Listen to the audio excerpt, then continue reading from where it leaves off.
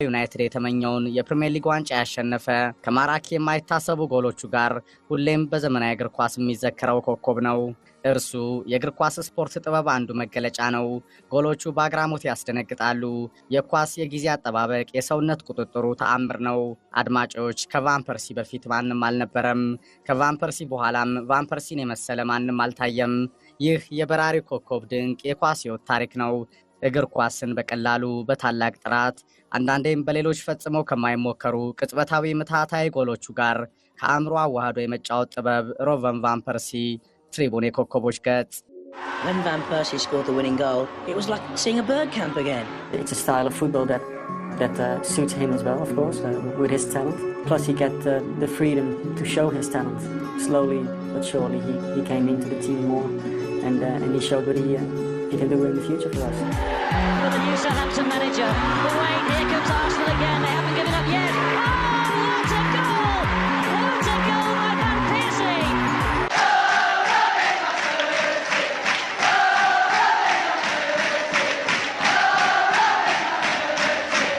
ጊዜው 2011 ኦጌሮ ከኢታድ ነገሰ፣ ሲቲ ሞቶ ተነሳ።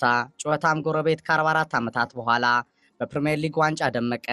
ድራማው ዩናይትድ ላይ ተሰራ። ማንቸስተር ከተማ አዲስ ሻምፒዮን አገኘች። ዩናይትድ አሸንፎ ተሸነፈ። 20ኛው የሊግ ዋንጫ ክብር ከፈርጉሰን እጅ አመለጠ። ኢታድ ደስታ ባሰከራቸው የሲቲ ደጋፊዎች ቀለጠ።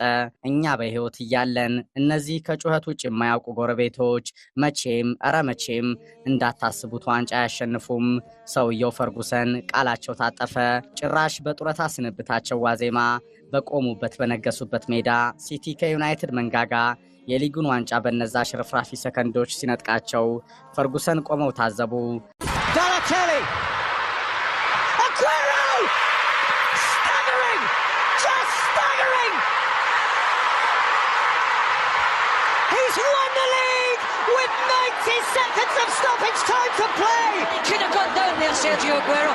ነገሩ ለቆፍጣናው ስኮትላንድ ያለቃ የሞት ያህል ተቆጠረ። ሲቲ ዋንጫ አሸንፎ የኔ መሰናበት የማይታሰብ ፈርጉሰን ህመም ላይ ያሉ ባለቤታቸው ካቲን አስፈቅደው የስንብት ጡረታ ጊዜያቸውን በአንድ ዓመት አራዘሙ።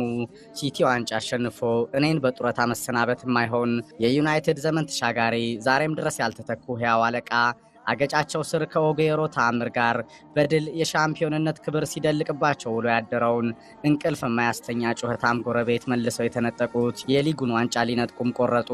በገበያውም ወጠኑ። ማንም ያልጠበቀው የመድፉን ወዳጆች ሁሉ ክው ያደረገው የዝውውር ዕቅድንም ፈርጉሰን ነደፉ። ሮቨን ቫን ፐርሲን ከባላንጣ አርሰናል ወደ ዩናይትድ